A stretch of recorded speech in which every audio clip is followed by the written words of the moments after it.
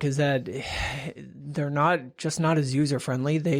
They don't really understand what I do as a campaign consultant. They have hired other campaign consultants to work on their politics team in the past. But yeah, I could do a whole 2 hours on Facebook and what's wrong with them. This past election cycle, they were changing the rules and regulations every couple of weeks. It was driving us nuts because we in the political sphere, since the Russia hacking, don't have the same rules as everybody else. We have a different set of rules. How do they inform you of those?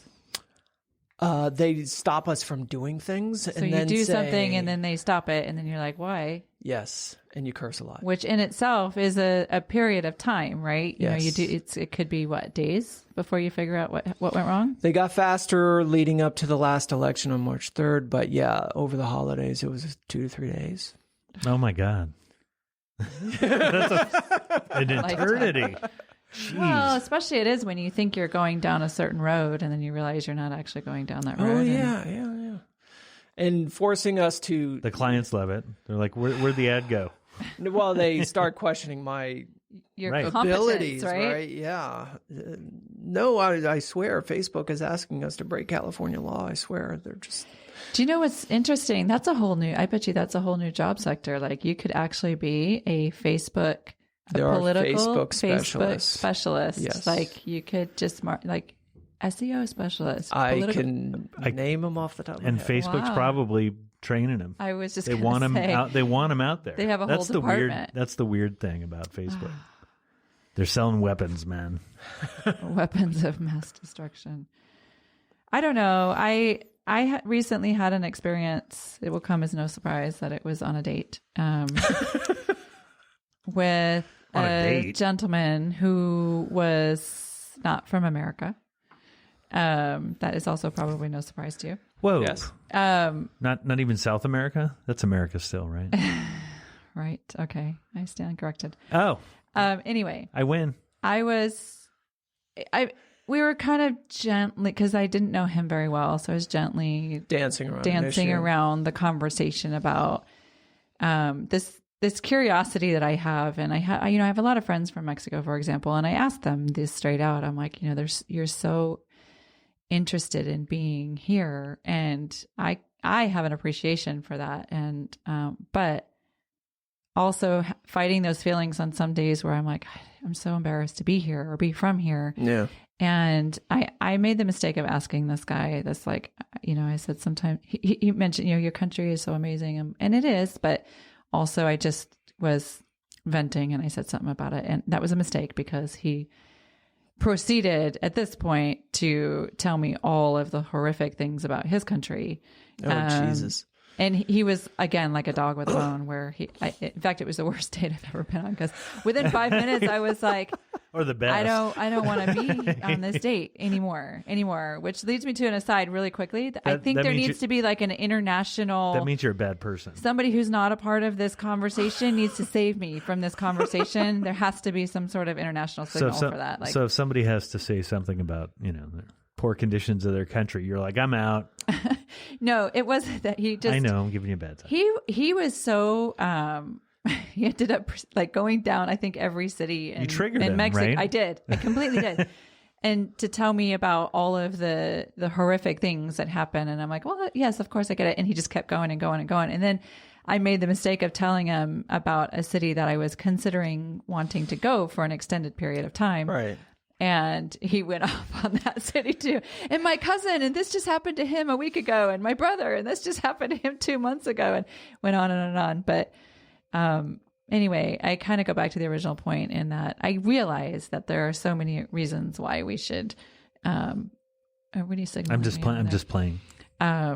Be grateful to be here. And I wish we were more accepting of people from other places as well. But also it's, living here and we have our challenges and it's every frustrating. Place does, though. Yeah, it is true. But it's frustrating when you're in a country where you feel like you can make a difference, or that's our thing, right? Being here is like we can make a difference in our own country. We can And when we're in this position, it feels like we're just so helpless. Well, apathy. don't be apathetic. It's bad. So it's not a judgment, Phil. It's I know. Don't be judgy. I think you do have an opportunity to make a difference here. It's a question on what scale and what size. So, being a mom, you have your 2 kids, right? You have a platform in terms of this podcast. You are talking to other people all the time. You don't know where your messages are landing. You're part of the cultural shift, even though you don't realize it, even though it's glacial. So I think you can make a difference. I'm not sure where let me take a guess. Do you feel like you're not making a difference because things are not moving fast enough?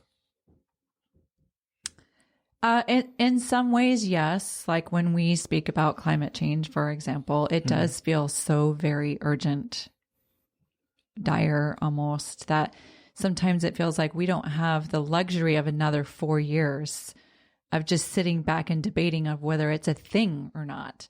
So that way, in that sense, yes. Then there are things where I feel like, and actually somebody enlightened me on this. And again, sometimes it feels like not enough, but I've spoken about trying to get involved in immigration in one way or another, because it's just something I'm passionate about. And I have these moments where I'm like, but what can I do? I'm this person here, who has a podcast with, I don't have 1 million listeners. Oh God, you could do a lot though. Yet, and sometimes I feel like because I'm not a part of the establishment, I can't make a big difference. And she corrected me by saying, everybody has, there are many levels of differences that you make. And, maybe in immigration, for example, she goes, your help is not at the border, but your help is with a local person who's trying to navigate life here, right? Yeah. They don't even know how to navigate life in this local city. And that's how you can make a difference. You can help make their life different. You can help this girl go through her, her college application process because her parents can't help her do it. And it was a great insight. It's very real. Yeah. So yes, I think maybe that's it. Maybe your point too, it just doesn't feel like I'm moving the needle on the big stage. So sometimes it just feels frustrating. And if I'm not moving it and everybody else at my level feels like they're not moving it, then people are just going to give up. There's a couple of examples that I would like to leave you with, because I know Phil has to go somewhere. Well, hey, I got kids too. I got to go down to Costco and get in line. The fight for human rights, for equal rights, for gay marriage seemed like it was going nowhere for a really long time. And people told their stories who had been persecuted and suppressed, and who had suffered so much loss. And those human stories in aggregate eventually convinced enough individuals where we reached a tipping point, and the entire issue flipped in what seemed like a few months to a couple of years. Things happen on the ground. They take years to manifest, and then we reach a tipping point, and then we're just there. Mm-hmm. When I remember listening to a pollster a few years ago talk about cannabis legalization, and he was saying that the trends for cannabis legalization on a state-by-state basis were following the same trend lines as gay marriage had prior to that, where things were stopped and it looked like it had failed, but the broad public support, where the argument against cannabis legalization, and even though I don't smoke myself or use or do anything along those lines, I'm very much against the fake war on drugs. It's been a fraud perpetrated against our country and needs to end now at a federal level. But what he was saying is, going state by state, especially out here in the West, Colorado and Washington, going locality by locality. Even going back to what Gavin Newsom did with legalizing gay marriage in the city of San Francisco back in, 03, 04. Cannabis legalization was following that same trend line where it was on the ground, voters were changing their mind, and it was just a matter of time before cannabis became legal. And I still believe that today. It's going to happen on a federal level. So if you look at those models for social change, climate action, this is a man-made problem.